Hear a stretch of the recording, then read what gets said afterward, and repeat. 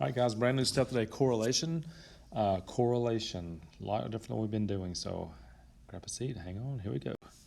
Part one of the section introduces linear correlation coefficient R. We're going to do a whole bunch of R stuff this section today and tomorrow, which is a number that measures how well paired sample data fit a straight line pattern when you graph it. So the bigger the R, the better the straight line. Using paired sample data, sometimes called bivariate. We find the value of R, usually using technology, which we're going to do, then use that value to conclude that there is or is not a linear correlation. So we're looking to see if there's a linear correlation or not, and we're going to use our R, called our correlation coefficient, to tell us if it is linear or not. All right, in this section we consider only linear relationships, which means that when graphed they're very close to a straight line pattern. So only linear this section. A correlation exists between two variables when the values of one are somehow associated with the values of another in some way. It doesn't have to be linear, but this section's all linear. A linear correlation exists between two variables when there is a correlation and the plotted points of paired data result in a pattern that can be approximated by a straight line. It's not going to be always a perfectly straight line, just an approximate straight line. So correlation, remember we talked earlier in the year, correlation does not imply causation, but it does show that there's some kind of association between the two variables. We can often see a relationship between two variables by constructing a scatter plot, and I'm going to show you four here in the next two slides. Here's two of them. This one has a positive correlation because you could probably draw a line in there, something about like that, which would be a pretty good line. Look at my R, it's 0.851, which is fairly close to 1. This one has a negative correlation because it's going down, and the R is close to -1, which is important. So close to 1 or close to -1 gives you a pretty good correlation, pretty good relationship. All right, two more. Look at this first scatter plot, points all over the place. We're not even close to being a straight line, so that correlation would be R is 0. That's like no correlation whatsoever. And then this one, there's a relationship in this graph, but it's definitely not linear. Like it looks like, it looks like a parabola, so it's probably some sort of quadratic relationship, but we'll talk about that later in this chapter. So the R still look how low the R was because it's not even close to being a straight line. Here's the requirements for having a linear correlation. Number one, the sample of paired data is a simple random sample. Imagine that, simple random sample. The visual exam, if you do a scatter plot, it looks like they're approximately a straight line pattern. And number three, the outliers must be removed if they are known to be errors. The effects of other outliers should be considered by calculating your R with and without them. An outlier or two will really affect what your R is. It makes it seem like the points are not close to a line, when in fact a lot of them are. So your outliers can create havoc with your R values. Couple of these notations for linear. Need to know some of these. Some of them are the same we've always done. N is just how many pairs in the sample. Anytime you see this is sigma, that means you're going to add. Sigma x means you add up all the x's. Sigma x squared means you add up all the x squareds. These are just addition. R we've already talked about. That's our linear correlation coefficient, which tells you how close to a line they are. And this is rho. Rho is the linear correlation coefficients for population. So R goes for a sample. Rho goes for the population. Here's how you find R. And look at the sentence on the bottom. Technology can and should compute this, which is what we're going to do. Look at that formula. That is a monster to work out. So we're definitely going to use technology to find our R value. You can thank me later. Using software, if the computed p-value, there's a p-value again, is less than or equal to the sig level, conclude that there is a linear correlation. Okay, so you're not rejecting HO or failing to reject, but now you're saying, okay, if p-value is lower than our sig level, it's linear. Otherwise, there's not sufficient evidence to support the conclusion of a linear correlation. That kind of sounds familiar.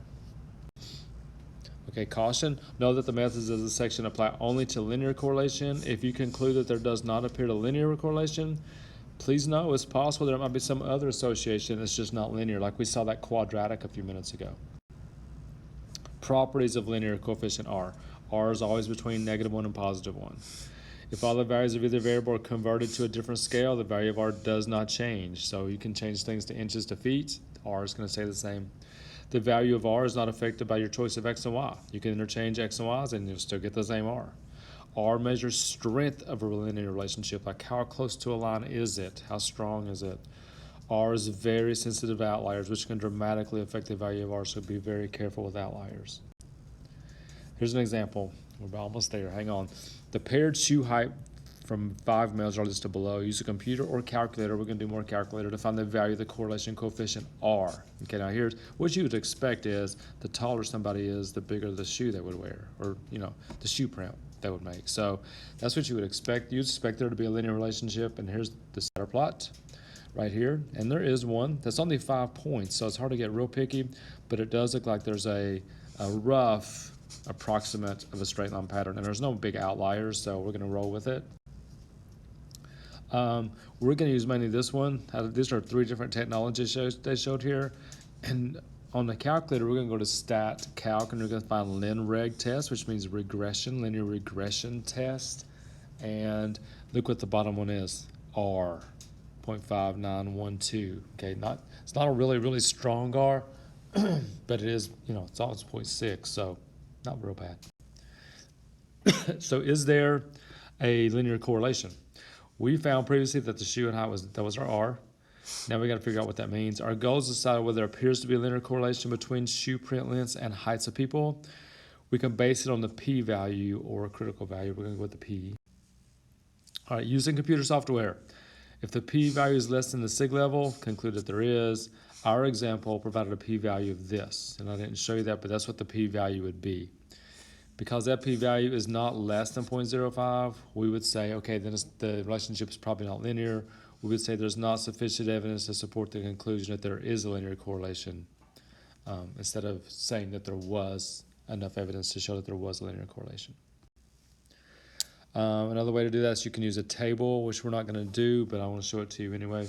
Since our correlation is 0.591, it would fall right here. Here would be our linear zone. We would say, okay, if it's in those 2 zones, it's definitely a linear association. If it's anywhere in this area, it's not linear, using our critical values from the table. Interpreting R squared, should say R squared.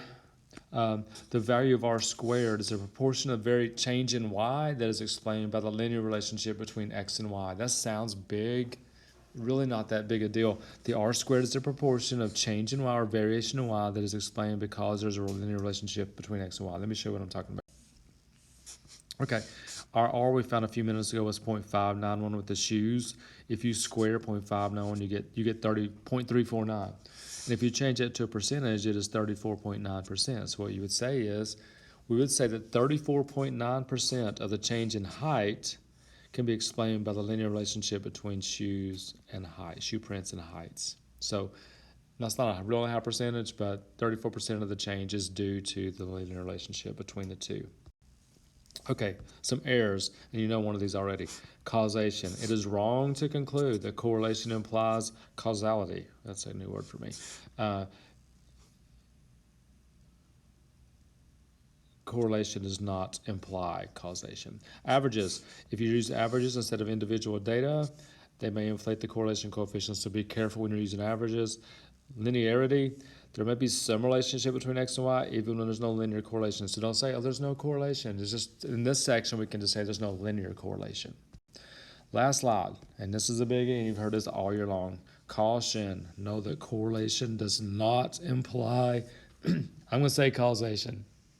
Just because there is an association between the two variables does not mean one causes the other variable to happen. All right. Enough for the day for sure. See you in class tomorrow. Work on some of these things. See you then.